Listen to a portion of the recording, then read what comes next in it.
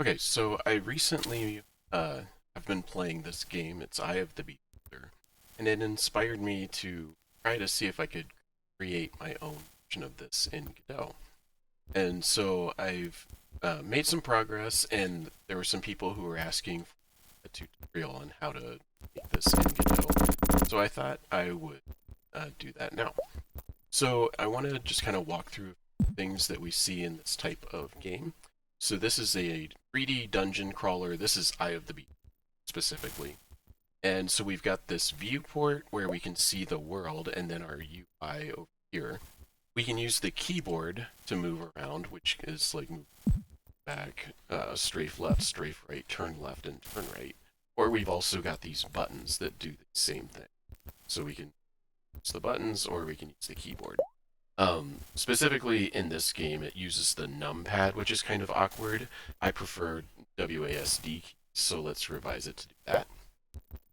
Then we can see as we move around, it's on a grid. So we've got, what we can actually see, and we've got walls, and if you try and go in the wall, it says you can't go that way. But then as you move, it's one space at a time. Now, for this one, it just jumps like you kind of teleport right to the space. What I like to do is interpolate using lerp and slurp to interpolate the movement and the turning to make it look a bit nicer. So we'll walk through how to do all of that, how to create this sort of UI, how to create movement either using buttons or using the keyboard, and how to create an environment that's navigable.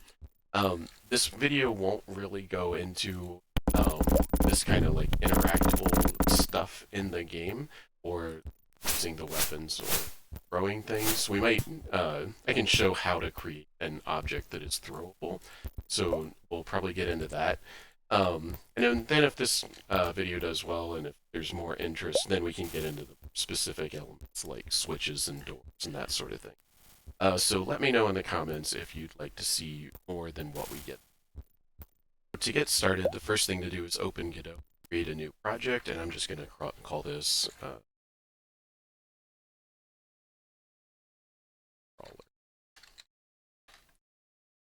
Okay. Alright, so we have a brand new project. But before we jump straight into creating the project, I just wanted to some of the things that this video is going to cover. So we are going to be building a dungeon crawler in Godot. So, the three things, like I said, we're going to cover.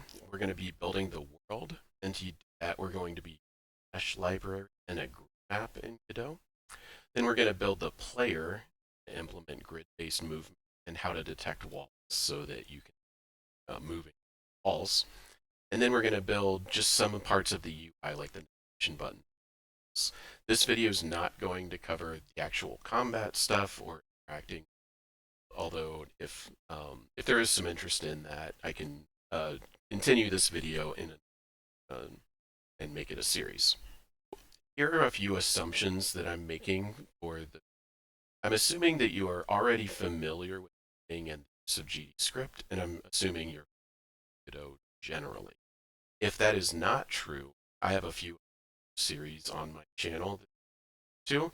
So I have an introduction to programming. This is just a very, very high level introduction to concepts, and I'd recommend running through things that I show there and on your own as you follow along, and you'll get to know how just basically works. If you're unfamiliar with Godot generally, I have an unfinished series that's an introduction to of Godot to make a 2D platformer. Like I said, it's incomplete, but it will get you at least familiar with some of the basics. Okay, so here we are back at our empty project, and the first thing I like to do building a new project is make what I call just a playground. So I'm just going to call this playground. And all this is just to put in the very base elements of the game just to make sure everything works. And then from here, we'll be able to build like the rest of the game. And typically what I try and do is make this contain the very base set of things that make the game work, and then I can instantiate from here or build like a new thing that I can use as the base to instantiate each level. Okay, so the first thing the playground needs is walls and a floor. Now, typically what we would do, or at least what I would do if I were making a 3D platformer or a 2D platformer, would be make a static body and as like the floor, and then make static body walls and that sort of thing. But here, since everything is on a grid, we're actually going to use a grid map. And a grid map requires a set of meshes in a mesh library. And so let's build that first before we start actually building the playground. So I'm going to make a new one. I'm just going to call this block. Okay, now I'm going to show how to do this the wrong way first, just because if you mess this up, the game won't work, and I'll show you why. Then I'll show you how to do it the right way. And actually, there's going to be two wrong ways to do this that I'll show both, because if you do it in the wrong order and you do it wrong, it'll be very confusing and it'll be obvious how to fix it. So let me show you the first wrong thing. So like I said, typically when I'm building a game, first thing I do is start with a static body. So let's start with a static body, and I'm going to call this floor. And then add a child node, this a mesh instance 3D, and then it's complaining because it needs a vision shape. So I'll give it shape B. And so for this, I'm just going to give this a box shape. And for the mesh instance, I'm also going to give this a box mesh. Now, if we think about this as far as like what we saw in the game, we have 4 players in a grid, and those 4 players move as a unit world. So it's useful to keep in mind just some unit of distance that kind of makes sense, so that as you conceptualize your world, you're always referring back to the same kind of common unit, so that you're not building something that's, half a meter and then something else that's 10 meters and expecting them to look right together. So if I think about, well, what would a party of 4 in a dungeon, kind of like it's cramped, it's kind of, they're all close together, I'm going to say, well, they're probably going to be in a 3 by 3 square. Now that might not be technically right, but it's kind of close enough that so I'm going to change the size of this mesh to be 3 by 3. That's fine. Then of course we have to change our color shape to match as well. 1 by 3. Okay, so now our mesh and our collision shape are the same size. Also note, if you wanted to, you could have just used mesh create collision shape, and then you can sibling and use like bounding box, and we would arrive at the exact same thing. Okay, so now we have our floor. Now I'm going to add another static body. I'm going to call this just wall. And I'm going to use the wall both as walls and as the ceiling. I'm going to offset this in the Z, say by 3. Actually, here. Maybe I'll go forward so there's space. And we're going to basically make the exact same thing. We're going to instance box mesh.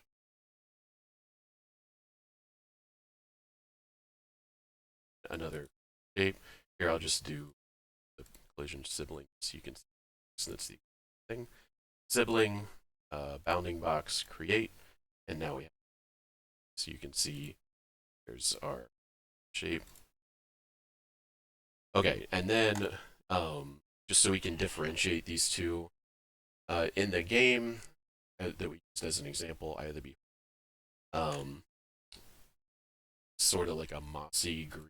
So I'm just gonna make some moss now, something simple. Just gonna call this our submit to. I'm actually gonna this folder that, and then this will be like our red material. real. And albedo is what you want to use to change the color. Here, make kind of a dark. Now, save this.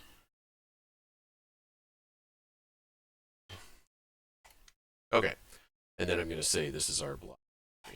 Now, right now, this is just a scene and not a mesh library. In order to make this a mesh library, what we have to do is go up to Scene, Export As. I'm just going to call this our library and then save it. So now we can see we have a mesh library. See, it says type mesh library. Okay, so now I'm going to jump into our playground. I'm going to say a grid map. Now the grid map is a really useful way of building a level because it will just take a mesh library and just drop meshes wherever you want. But you can see it requires a mesh library input in our inspector. So let's drag our mesh library here.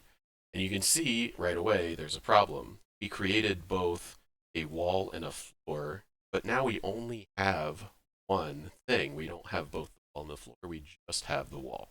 So this is problem number one with the way we created our mesh library.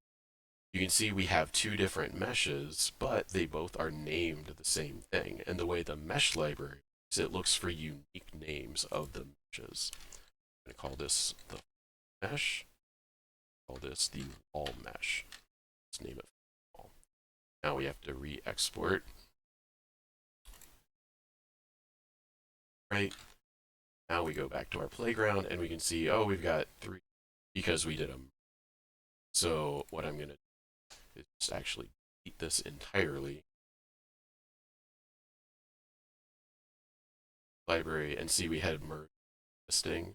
So if we unselect that and save, back to our playground, mesh library, now it's correct. Okay, so how can we actually a level? Well, the first thing is since we are in 3D, we can have different meshes at different levels, but you can see there's only one level right now, basically at Y0. So that's kind of a problem to have like and walls and ceilings. So let's just create the floor. And the way you can use the grid map over here, there's just to select. So if we just want to select an area, you can just click and drag to select an area. And if you, however you want this to be, just go like that or whatever. But you can see there's no meshes in there yet. So then we can just go to paint and our selection disappears, but we can paint one by one. That's kind of cool. But you can also see there's a problem. We made these meshes 3 by 3, but the squares on our grid don't align, and we can also even overlap, and that's kind of an issue. So let's close that. Okay, so what we need to do is we need to go back to inspector, look at cell, and this we want to say, oh, this is actually supposed to be 3 meters by 3 meters. Now it looks correct and everything aligns correctly. So now it overlaps where we want it to. It's right on the grid and we can't tiles. So that is exactly what we want. Now you can just drop these individually and you can kind of go like this. Or if you select this entire area, we can go say like that, then we can bucket fill, will fill that entire area. And that is a very do that. Okay, and so then if you wanted to kind of do the same thing. Okay, so we've got our floor. Now, how do we put in our walls? Well, there's this counter right here, and it's not labeled very, but if we go up one, you can actually see in the tooltip change grid. So since we've defined our cells as 3 by 1 by 3, this goes up 1 meter. So now let's say we want to put walls all around. Want to put walls all around the grid.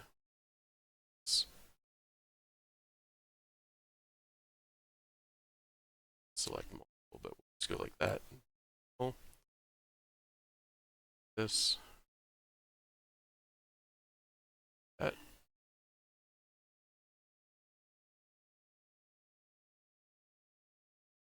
Now, as we conceptualize, like, well, if this party is going to be like in a 3 by 3 grid, we probably want them to be by 3 tall, or I'm sorry, about 2 meters tall as well. This is a dungeon. It's going to be kind of cramped. If anybody's really tall, they might have to duck. So let's just go up one more, and we'll do basically the exact same thing. Fill in here as well.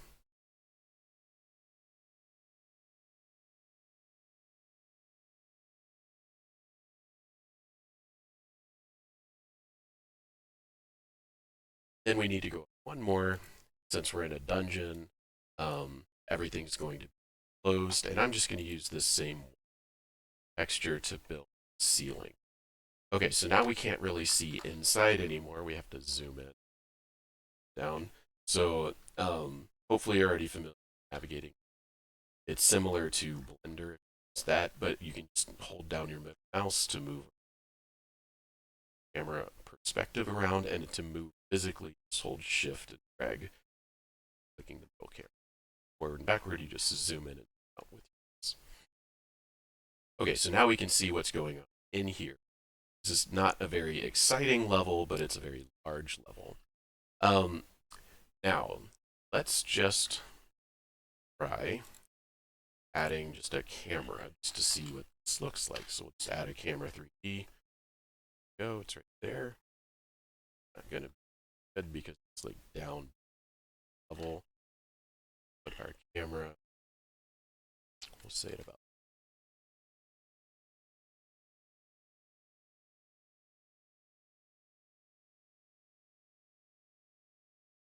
Okay. All right. So there's a camera. See, it can actually see in our level. There we go. And of course, we can barely see anything because we haven't actually added our world environment. So let's add our world environment. And I'm not going to make any changes to this yet. But you can see now we can actually see what's going on in the level. Remember, we created this block mesh library. The issue is we didn't set up collisions correctly. Even though we have a static body, even though we have a collision sibling, show you what will happen. E3D. Is it spot?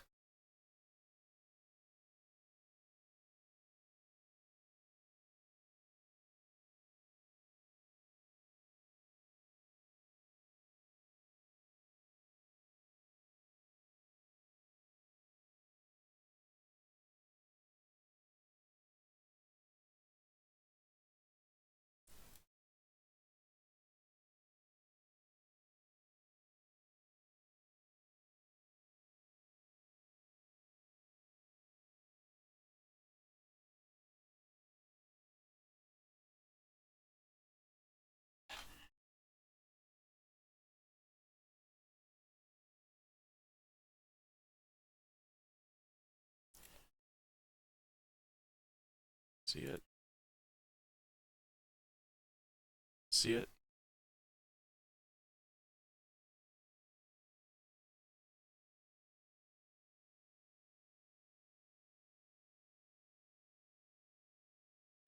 Okay, so now let's position on our game. Exact same thing. Okay, so let's actually show how to fix this. Well, the issue is when you create a mesh library, don't do it in this order.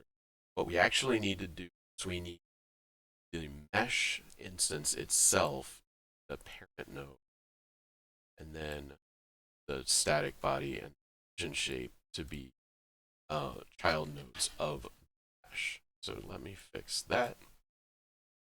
This, and call it wall. library as mesh library. Back to our playground. Fortunately, it's in, still work. Okay, so now if we run the game, ball falls and hits the floor correctly. So that's good. Let's get rid of this ball. We don't need more. Get rid of the camera as well. Don't need that anymore.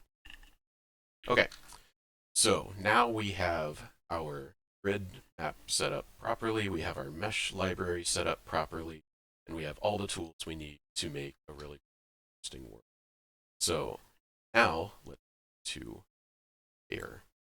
So for the player, I'm just going to make the base an area. An area 3D can be detected by other areas and by other bodies, and it can detect other bodies. We're not going to be using physics to move the player. At least we're not going to be using the according to like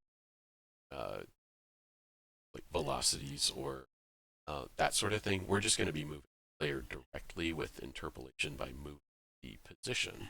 And so an area just fine. We do need a collision shape. And we can make this kind of whatever we want. I'm just going to make it a box shape just to make it easy. This box shape, I'm going to say 5, and I'm going to make it like 5 tall.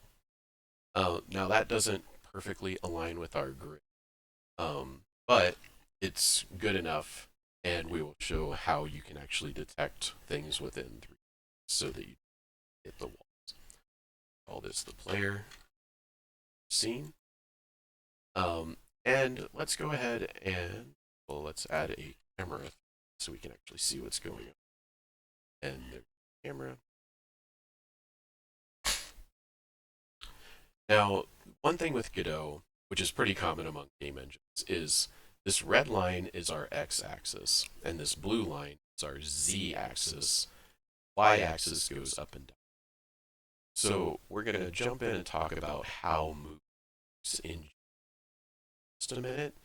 And it's a good idea to understand principally how this works, both movement and applications. So I'm going to give like just a brief explanation of how this works, and then we're going to implement.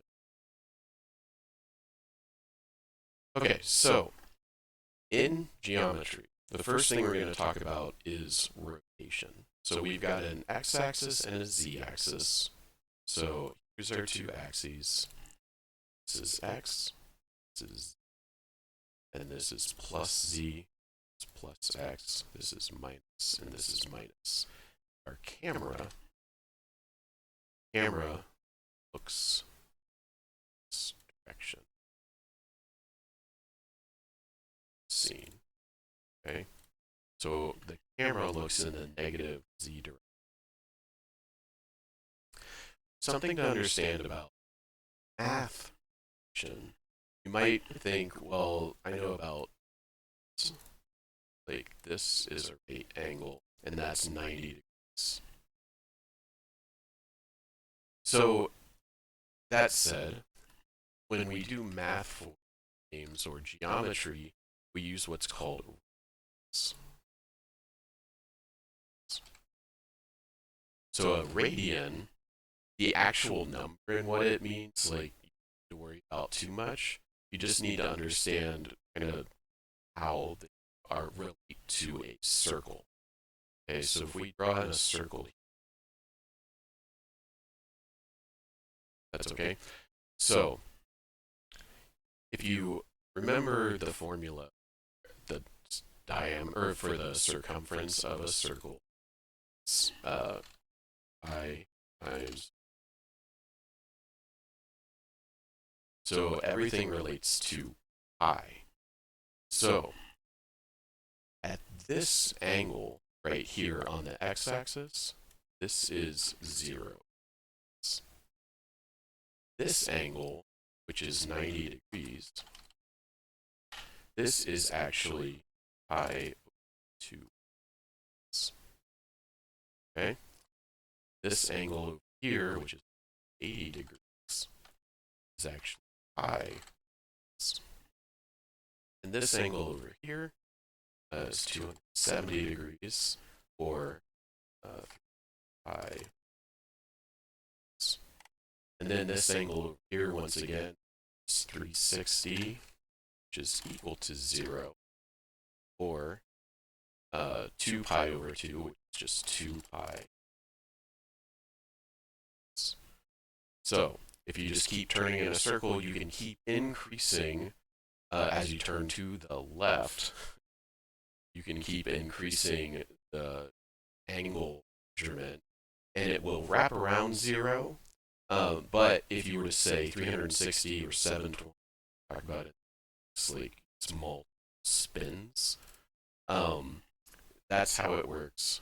And in. So that's important to understand.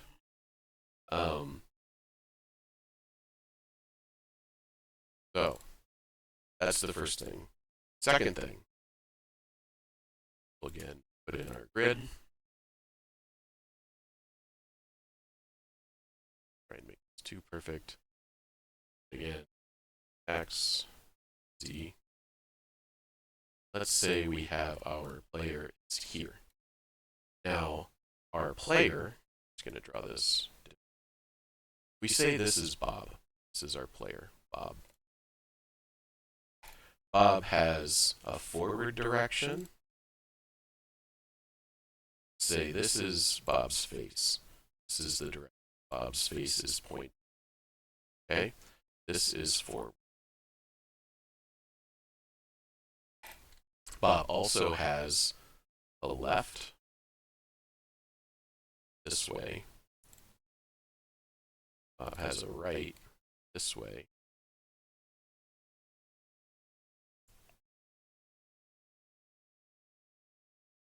Bob has backwards this way. Okay? So, our world, we can say, well, it's got X and Z, but we can also call these south and west. So I'm just going to call this north. Say this is east. South. This is west. Okay? Now, from the perspective of Bob, Bob might want to take a step forward, backward, right. The game wants to translate Bob's position based on north, south, or west. So, when Bob says, I want to move forward, we have to translate between, well, what is forward relative to Bob, which is not necessarily here. Bob might be facing south. So, when Bob says, I want to, the game engine asks, okay, so here, Bob, Godot says, what direction is north to forward? Bob says, okay? So, Bob says, I want to move forward. Godot, what direction is north relative to your? Bob says, oh, well, north is behind me because Bob is facing this direction. Okay? So, then Godot respond and say, okay, south step, basically, right? Or go south 1 step. Except that it'll actually be Godot moving Bob. Okay, so instead of saying that, what Godot actually do is Godot south. Because the player doesn't engine moves the object. So hopefully that's clear. So we're going to use tools built into Godot to effectively do this. Okay, so rather than figuring out which direction is north, which direction we have to move ourselves, we're going to use tools built into Godot to effectively ask and answer this question. But the reason we have to do it this way is because there's forward for Bob and there's north, south, and west for world, and those two things don't all align. So we'll get into exactly what that means in the game as we make it, but I just want to go through those two concepts because if you don't understand kind of the principle of the math behind it, it's sort of like, why do we have to do it this way? And it's very complicated. But actually, the way it's done in Git makes it much simpler. All right, so I'm just going to close that.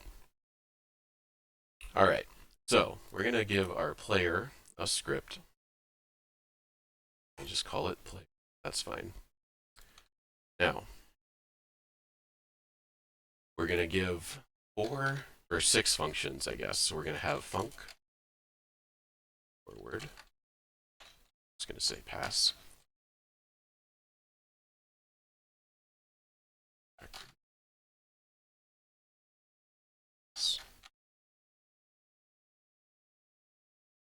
Left. Func right. Func left.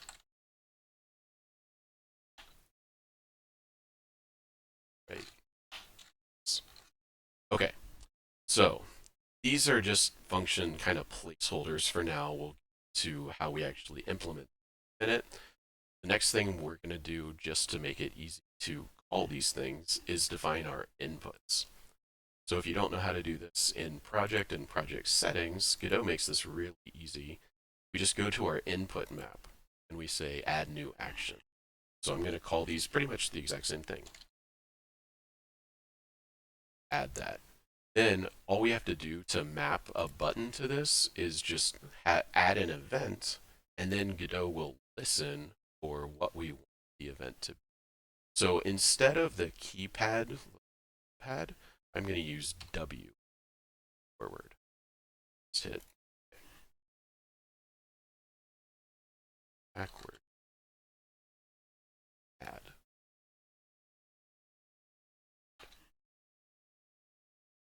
S. S. Left. And you could call this strafe left if you. Usually I actually use strafe right, but this is fine. Right? Add. Then for turn left, I'm going to use Q. Turn 8. Okay, so easy enough. Now, what I'm going to do is in our process, so if you don't remember, Godot provides 2 functions by default on a new script. There's ready, which is, as the comment says, called when it enters the scene for the first time. And then there's process that's called every, and delta is the time elapsed previous frame.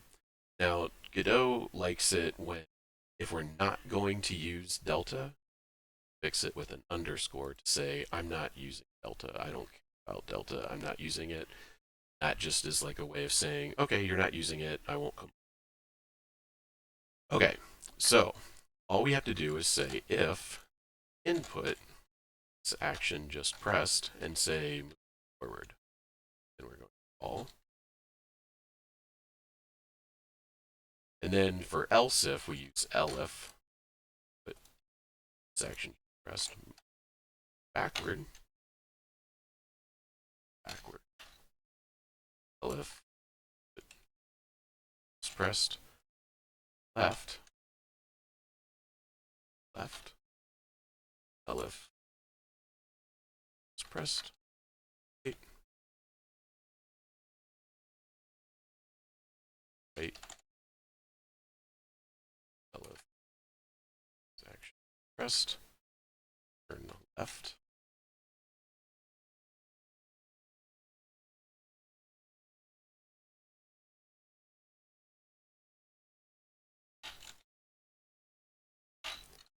Okay, now, so if we just push these buttons on the keyboard, W, S, A, W, then these functions are called. Now, if we say we want to move forward, remember from our little silly diagram. Actually, let's start with turning because I think turning. So, if we want to turn in response to a turn left input, if we think about, well, we've got this player, and if we look in our inspector, the player area 3 inherits from node, and node 3D has a transform property. So the transform property has a position, which is the position in space, and it has a rotation. It's the rotation in space. So let's actually look at our player. Right now, we look from straight up ahead, we can see that the camera and the player are facing in direction, which is the negative z-axis. If we rotate our player by 90 degrees, then it turns again to the left. Remember that rotation is to the left for positives. It turns to the left and looks, or west. So the x and z coordinates are world coordinates. If we look at our player is looking west, but this is now forward. Let's do this again. You can say 180. Now it's looking south. And if we go 270, then it looks east. Then if we were to go 360, that looks north again. And 360 is actually as 0. Now if we wanted to turn to the right, you'd go negative 90. Negative. Note that negative 180 and 180 are the same. Then negative 270 or negative 90. We're subtracting 90 from 180. Same thing. And then we do negative 60, 0. These are all the same. Okay? So just understand that if we want to turn left, we have to add 90, or want to turn right, we have to subtract 90. Except that dealing with radians, not degrees. So back in our script, if we want to turn left, we have to get access to our rotation, which is part of the transform. But we can just say rotation dot I, and then minus equals I 2. Okay, because this is the same as 90, but in radians, because that's how this is expressed. It's in radians. Okay, then same thing for turn right. Rotation dot y plus equals pi over. And note that this is the same as saying rotation dot y equals rotation dot y plus pi. These are equivalent statements. This is just short. Okay, so let's give this a shot. So we're gonna, in our playground, going to add in our player, instantiate our child scene, player, and the player is currently outside of the grid. That's no good. So let's look back inside here, make our player exist at a place that makes sense. So let's do transform, and let's do, first of all, at like 5. Let's move X direction say 5.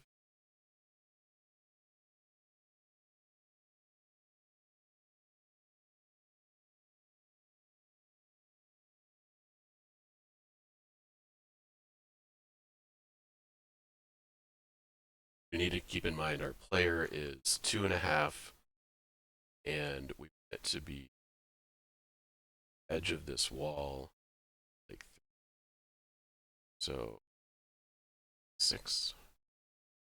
We'll have to play that and see.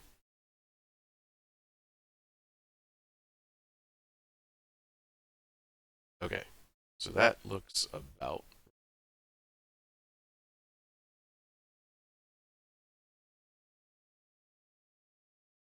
Yeah, that looks right. Okay, so we want our position at 2.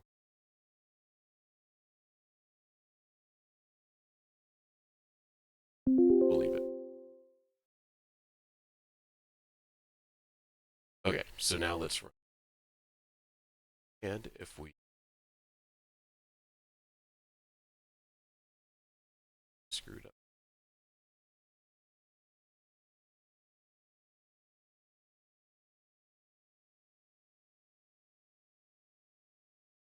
I think I screwed up the plus and minus. So let's see.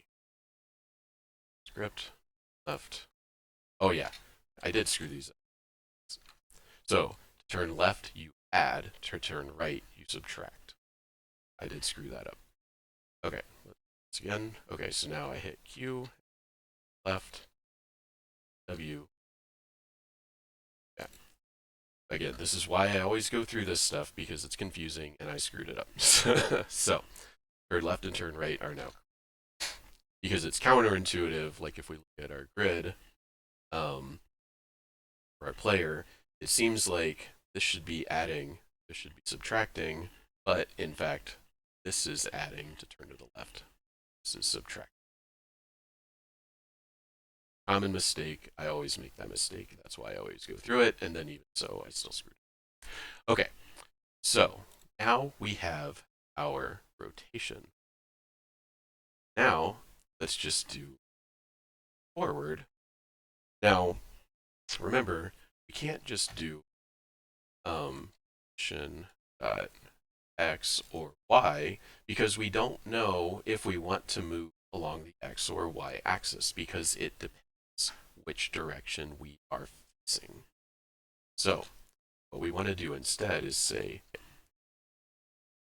all right, so now it's working, and we can't go any other direction, although we can turn around forward, so we can turn and we can, okay, and we can pass through the walls because we haven't done any sort of collision, but that's okay. Okay, so this is the thing that asks, and you have to use z, not x. This is the thing that asks which direction is north relative to you, and then we're subtracting because it's moving screen, it's north, so it's negative position times move distance. Now backward is the exact opposite, so cool. This equals global for basis dot distance. Now let's run that. Now we can move backward. W or SSS. All right, move. Now this time, if we want to move left, we can do the same, but use X. So stop X distance. What I had before. That's to move left. Same thing for move right. Except we use plus. So X is the right is the positive X direction. Okay, so now we can forward, back, left, right. And we can also turn. Okay, so now like I was saying, this is how it's implemented in Eye of the Beholder, where it's just you push the button and you jump, you sort of teleport that distance. What I want to do let's have this move smooth. So I don't want to just jump, I want to sort of interpolate along line to get there. So what we're going to do is we're going to say speed. Oh, I'm just going to say this is, we'll say this is 0. And have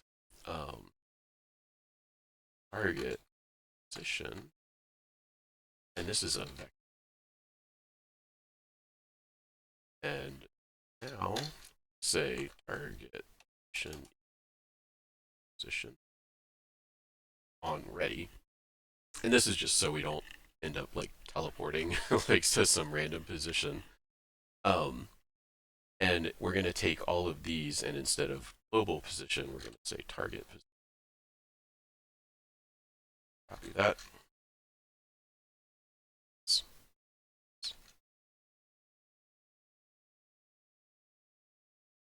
Okay. Now, if you do this and go and run the game, obviously you're going to not be able to move. You're still going to be able to turn, but not be able to move, because we aren't actually moving to target position. So what we need to do is add in func6 process delta. Then we're going to say, and then we're going to use a function called interpolation. Now, if we look at this, we can see it's from, to, and await. So let's take a look at what this says. This linear interpolates between two values by the factor defined in weight. So weight should be between 0 and 1, so I put 0.5.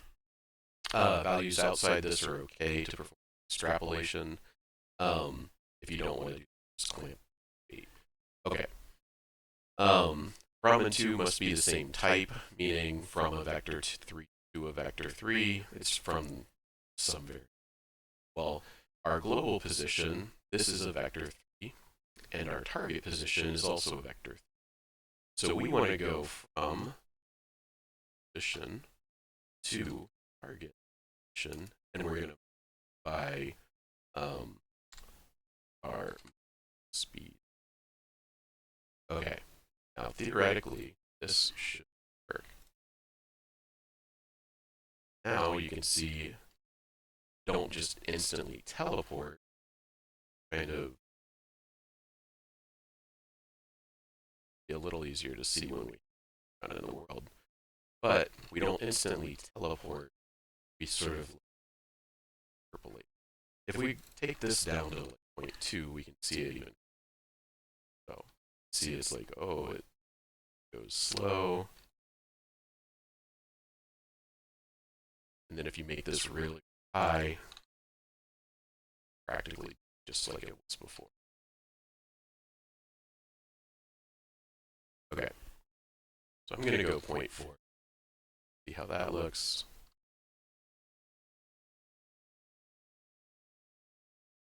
That is looking pretty good. 0.4. Now, one problem is if we were to hit the button in the middle of an interpolation, then our target position be set to something that's like not on the grid. So it can be set to some kind of random value, which is not what we. So I'm going to introduce a. This is a cool. And in ready, say smooth false. Now, here I'm going to say if not is smooth. Then I'm going to do stuff. Okay. Need to actually say. You need to add that here. Shouldn't be able to hit the button more than this.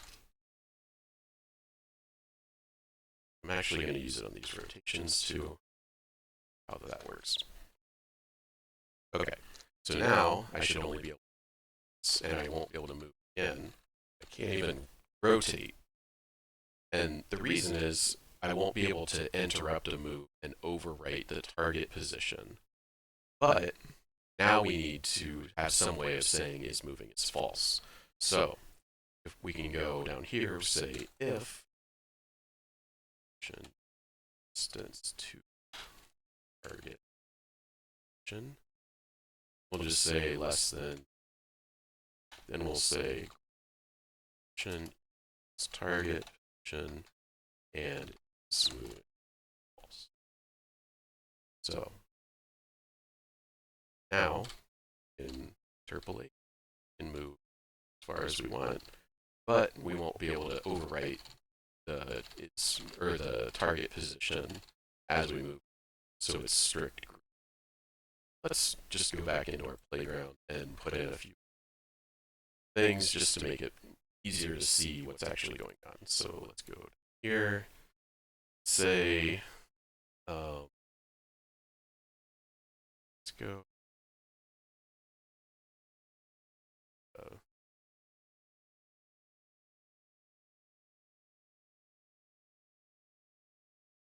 So we'll create sort of like passage when we start out.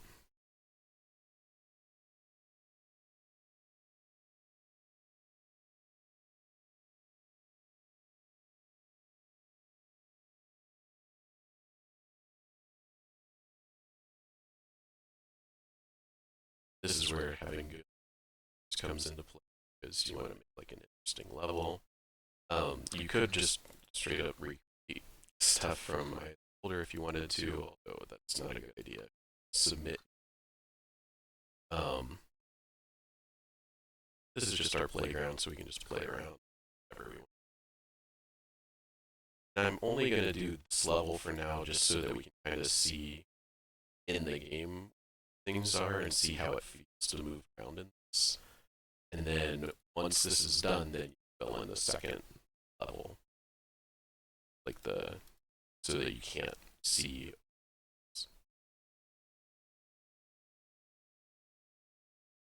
Okay, so see how this feels. And this off. So you can see I have my math off where I'm going straight into one of these walls. Layer position.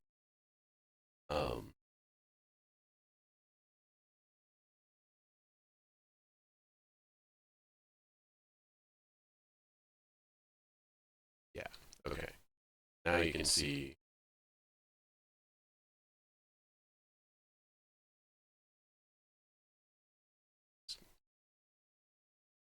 all right, cool. So this is a much more interesting level, and we have like stuff to fight whatever. So I'm gonna go add in again. I'm not going strict like this is the most game feel ever right now. Just create so that you it's like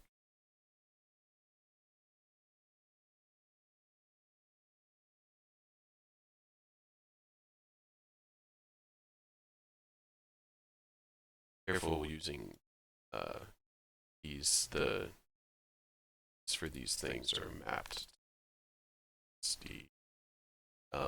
trying to be helpful, but trying to move as if this were a 3D game.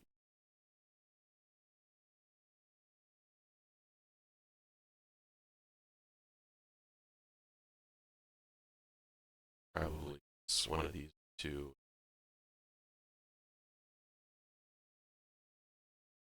Now you could make your wall tiles 3 by 2 by 2, have like a ceiling tile separately.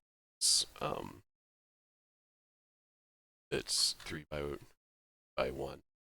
Where it's the height. Do that, but then the grid map gets confused because it thinks actually trying to put this.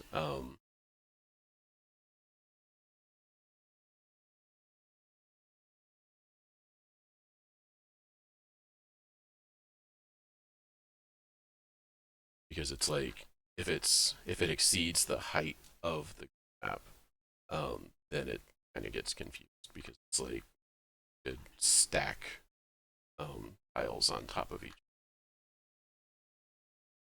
Just something to be aware. If you want the textures to look better, you end up having to do that anyway, and then it's just something you build.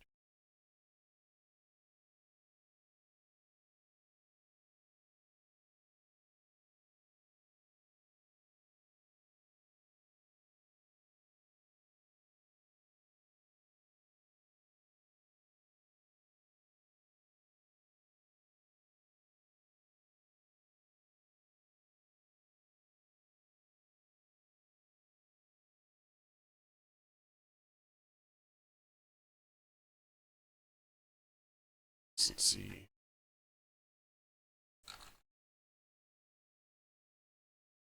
Okay, so there's tile. This far corner. I did this. I thought. Sorry to see. There it is.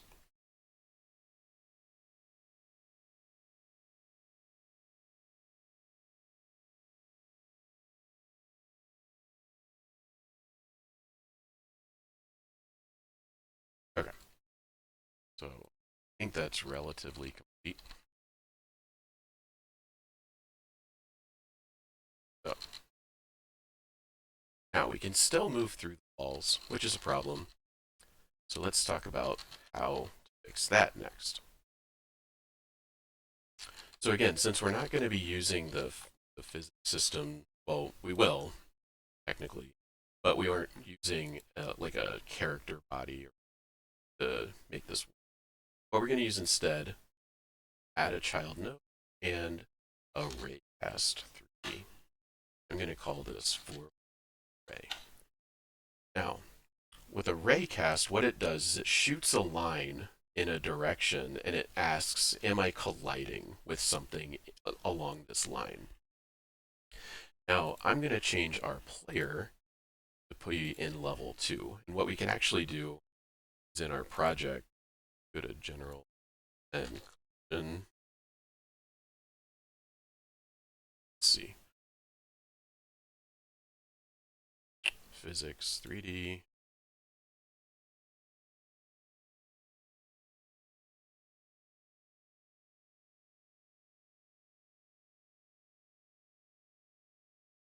Okay, so layer 1, we can name our collision layer.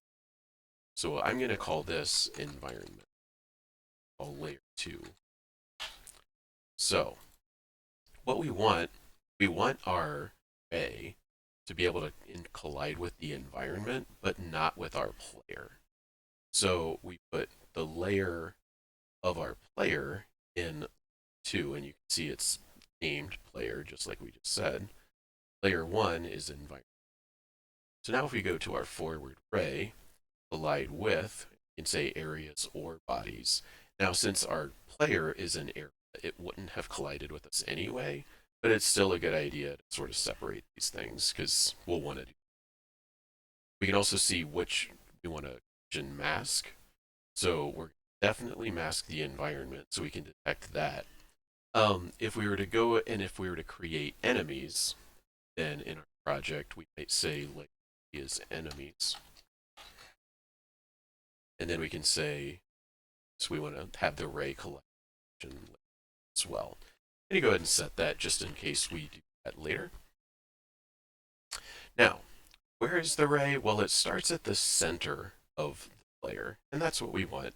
But where does it actually go? Well, right now, it's hard to see, but you can actually see this blue line going straight down. A lot of times, rays in 3 to test, am I on the ground? Is there ground? So by default, Godot sets this ray to -1 in the y-axis. So you can see the target position. This is what actually sets where it goes. Well, we don't want it to go in the y direction. We want the forward ray to go in the -z direction. But if I put it at -1, it doesn't quite make it outside of our pair. Like -2 might be because our grid is on fixed units, and then we're sort of in the middle of the grid, if that makes sense. So this is our forward direction. Now, I'm going to duplicate that and just have this backward, okay?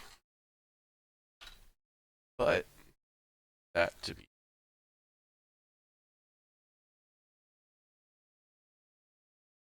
again and say left array. This is going to be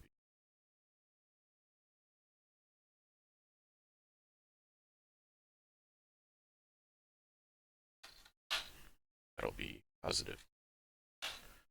Now if we here we can see there are rays sticking out. Go beyond us so that we can detect if there's. Now let's go back into our script, and I'm going to each of these in. It's going to hold down Control, and it's going to make on ready our array, back array, left array, right array. So this gives us a simple way to reference the arrays right at the beginning. Just going to delete these comments because I don't need. For now, we're not using delta. It's delta. Change the function. Okay.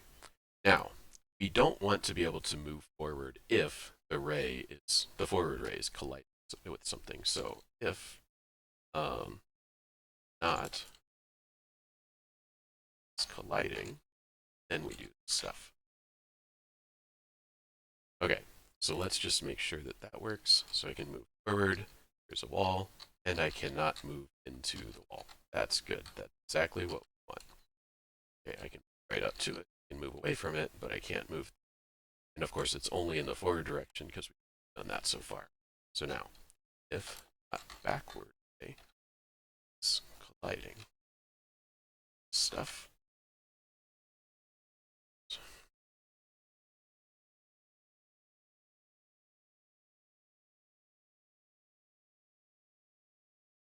it's colliding.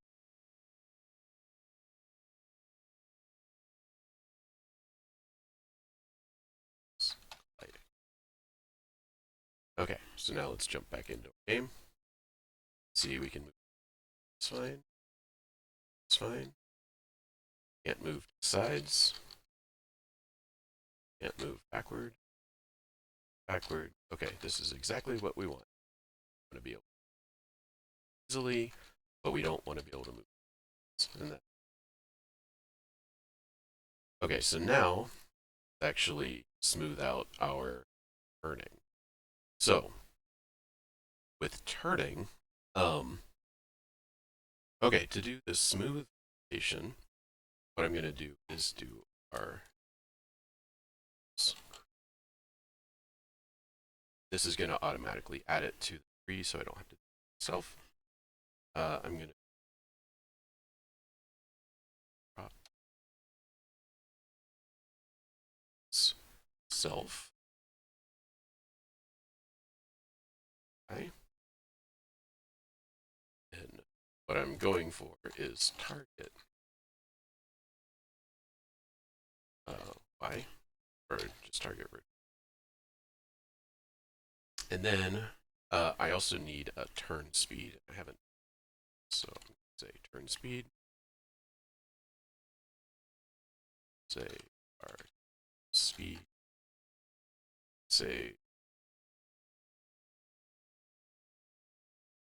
I think the smaller this is, the faster.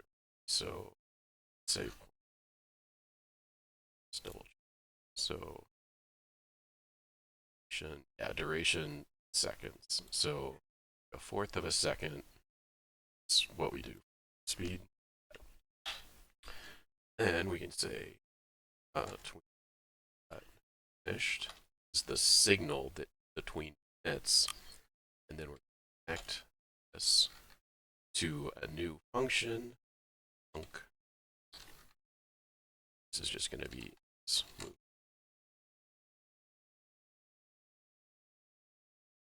Here.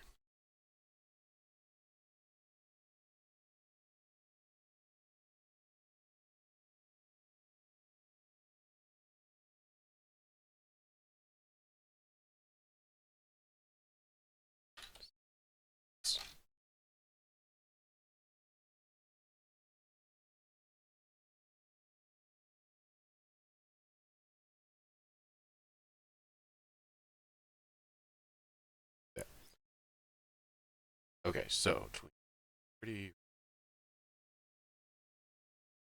Okay, so what a tween is basically like linear interpolation, but it just moves two values, like between two values, so they call it a tween.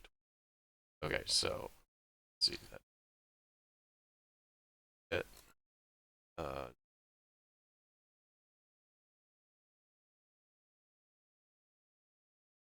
oh, not y.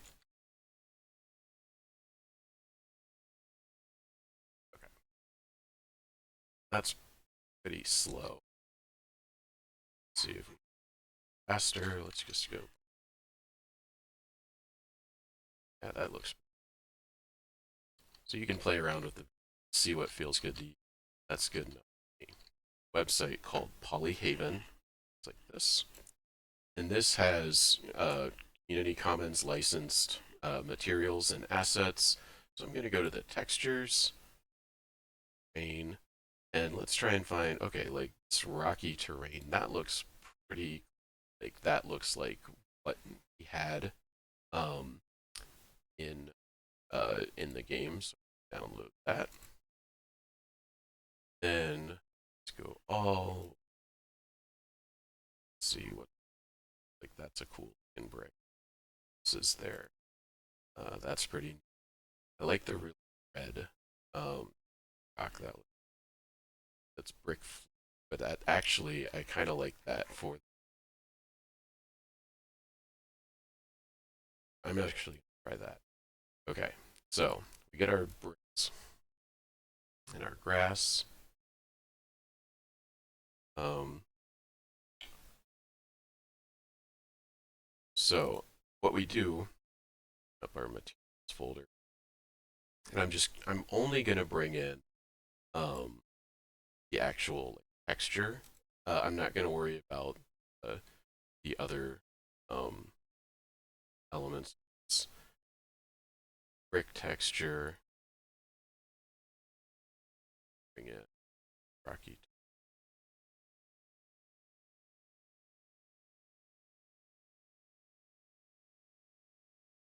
Okay. Now, if we open up our block library, we're in our material. I'm going to reset the material to white. If you don't do that, here's what happens. I'm going to bring this rocky terrain.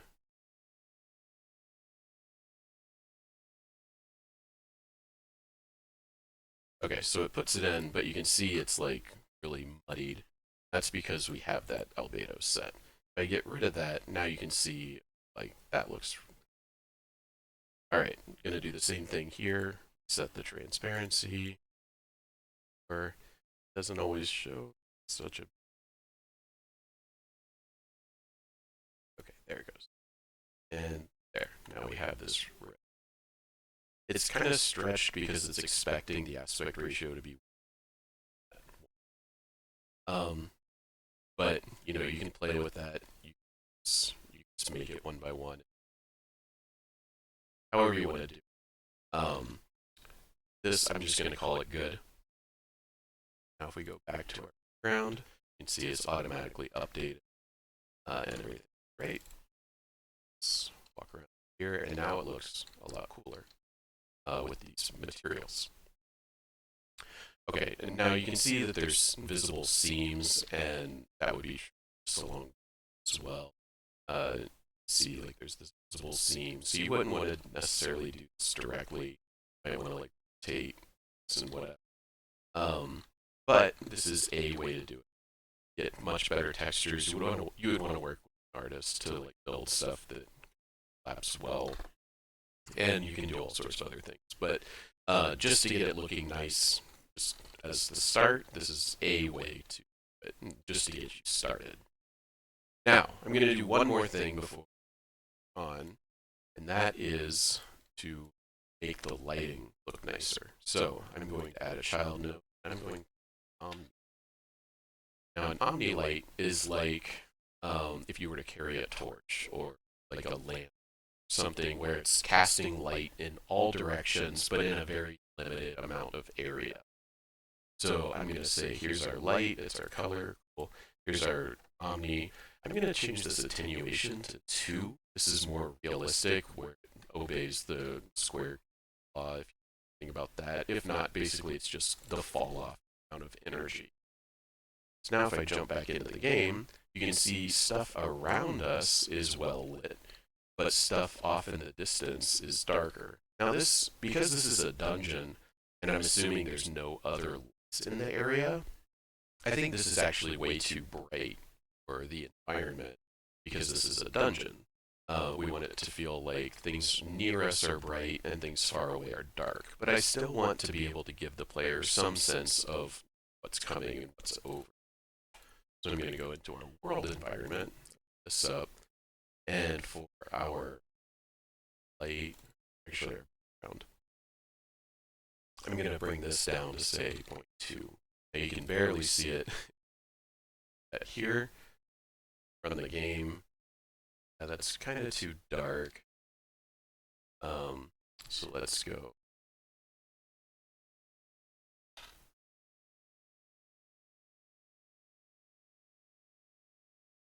Dark. You can just play around this. 6. 0.6 might. Yeah, okay, so now I've got the effect of things around me are all lit, things off in the distance. I can still kind of see what's going on. But it gives the effect that I want. So without any more playing around, you can certainly do a lot more to make this look good. You can add in fog if you want. You can add in all sorts of things. For now, I'm going to call that good. Okay. So now let's move on to user interface. So the first thing we need is add a canvas layer. So the canvas layer, this just gives us a place to put all of our elements. Now, to see what's actually going on with our canvas layer, we have to go to the 2D engine. And what I'm going to do here is I'm going to add a sub container. Now, containers in Godot are the way of organizing UI elements. And so I'm actually going to change our project settings window. Say this is 19 by 1080. We haven't done anything camera, but this makes the window a little bigger. I'm using a 4K display right now, so the 19 by 1080 fits kind of exactly as expect. But then in our actual game, our player, this sub viewport, if I say this is going to be there. Okay, so this is our entire screen with the sub viewport like this. Let's see. So we'll add the same. Then we're going to add in sub viewport, and then this we're going to say the size is 10,768. Okay. Then put our camera inside the sub view. Now, here's a confusing part about this whole is if I click on my camera and I click preview, obviously this is just in a 3D environment, really nothing to see. If we go layer, ground layer, we can't see our actual camera. So if we run the game, you can see, okay, well, here's this. I guess the camera is sort of positioned where we want. But like if we move around, you can see the light move around, but the camera isn't. And so that's an issue.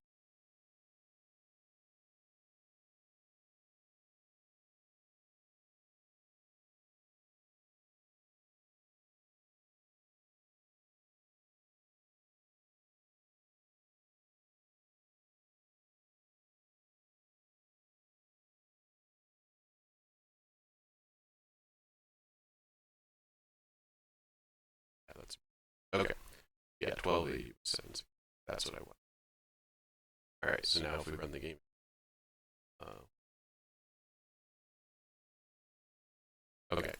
So here's what's going on. The camera is just defaulting to wherever its canvas layer is. It's not following our player.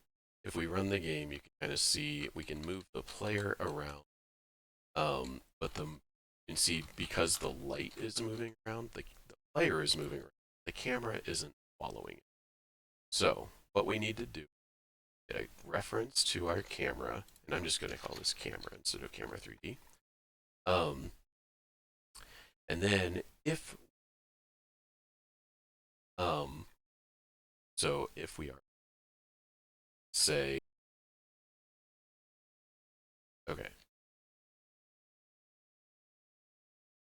now you can see it's the exact same thing. But to start, it's at the right spot. Now, this is sort of following the exact same trajectory. So let's turn that. Oh, try and fix that later.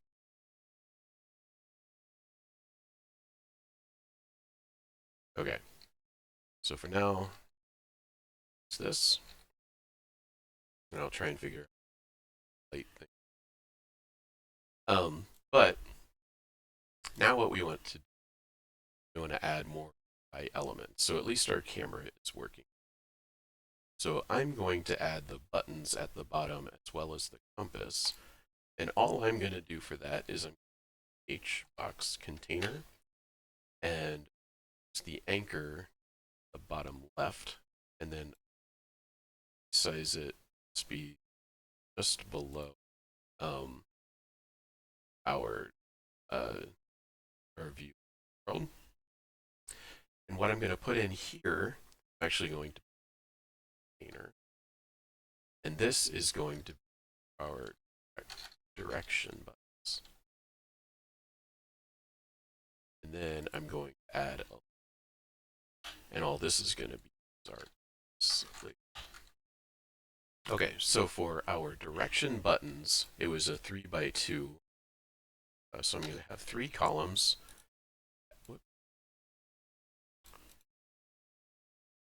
Add a button. Say this is the turn left button. This is turn left. Duplicate that. Now actually, I'm not going to worry about labeling.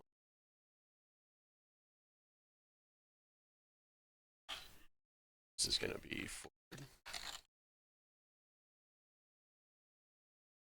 Duplicate.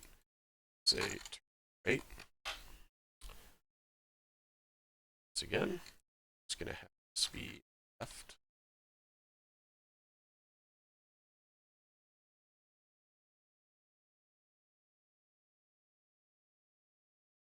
Right. And we can make these larger. You can replace with icons instead, which is what like make right, forward, back, left, right buttons as icons.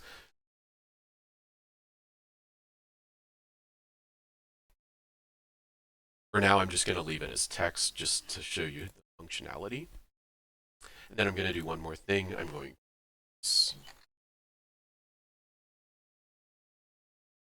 Okay, now we don't actually have to do anything in code with these. Instead, we can just use their signals. And we already have methods in our script. Back, turn right. So all I need to do is go into the signal, and just as a reminder, or if you're not already aware, signals in Godot are emitted when certain things happen. So with a button, it has a signal that you can either be button down, button up, pressed. And then there's also toggled. So you can have it be a toggle button. By default, it's just a single button, just like on a controller or a keyboard or whatever. and you can emit a signal when the button goes down. So like if I were to click on it but not release, it would still fire that signal.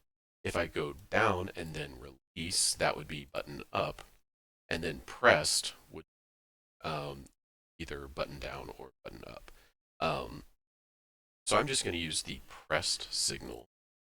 Click on that, and then I'm going to pick a method. Since this is the turn left button, pick the turn left method. Okay. See that this method is now connected. Exactly what we want. Now this is the forward button. So I'm going to pick forward, connect. I'm just going to do this quickly. Eight. Button 4. This is move left. So left. This button is the back. Back. And this is the right. So, okay. So, now if we play our game, you can see we've got these navigation buttons. So I can still use WAS and D to and turn, but I can also click forward, back, or right. Then I can also turn buttons. Now we've got our compass here and it just always says north. And that's because we haven't actually updated yet. So we will need to do that in code. And if you wanted to do something other than a label, like you could create a graphic for this and have like a graphical, and you could have it be like an actual compass and kind of turn as you turn the character. I'm not going to get that fancy with it. I'm just going to show the logic of how to do this kind of thing. So in our code, I'm going to say, here's our compass label. I'm going to drag this, hold control, to the compass label. Now by default, it's going to be because we are facing. So what I'm going to do is say when we turn left, I'm going to create a function to update. So I'm going to say func update. And this is a good way to do it because if you were to change from a label to a graphic, all you would have to do is change the compass code here and not elsewhere. So I'm going to say, and I'm actually going to use a text left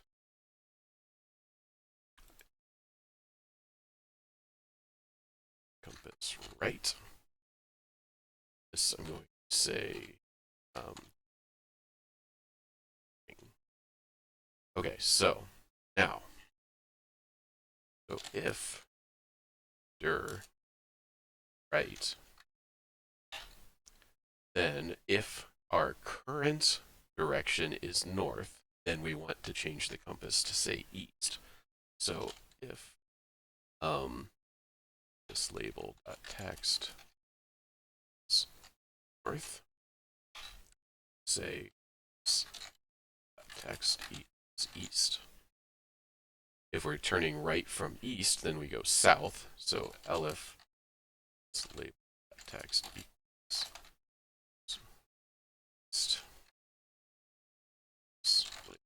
Text east. South. Elif label text east. South.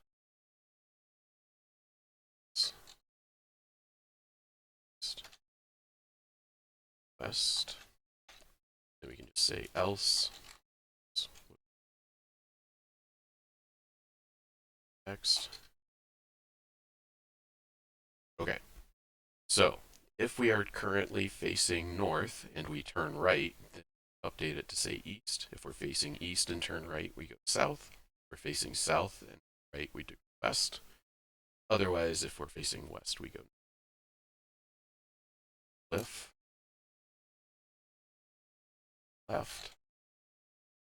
Then we do the exact opposite. So I'm just going to copy all of this.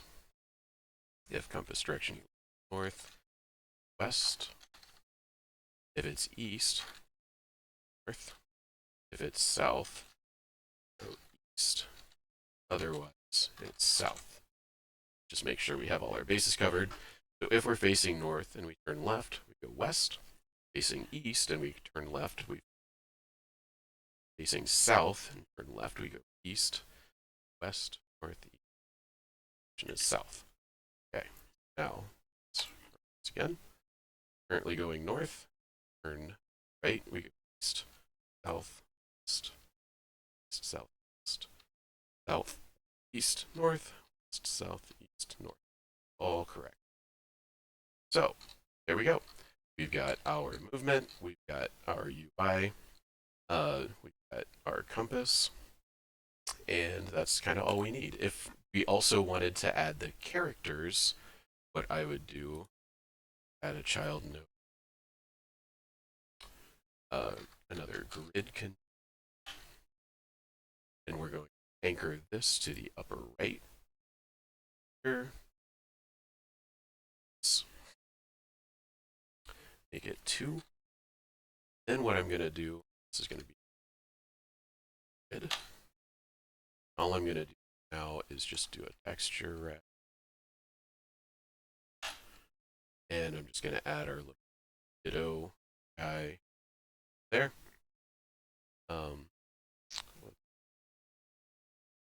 I can just that, and it'll automatically grid. And of course, you'd want to resize this, and you'd want to just give it a texture rectangle, like the exact icons and a name and a health bar and hands, all that stuff. And you'd want to have like ones that can change when you click on these things. I'm not going to go through all that in this video, but just to show you how it looks. There we go. So now we've got our guys, we've got our viewport, we've got our compass, we've got our world, and I don't know why the light. That's something I can search and try and figure out for a future video. I hope this is useful. Hope if you do follow this and you make a game, please message me and let me know. I don't ask for likes or follows or any of that. If you want stuff, feel free. But I do ask if you using any of this to make your own game. I would love to play it. So, thanks very much for watching, and I hope you have great success with game development.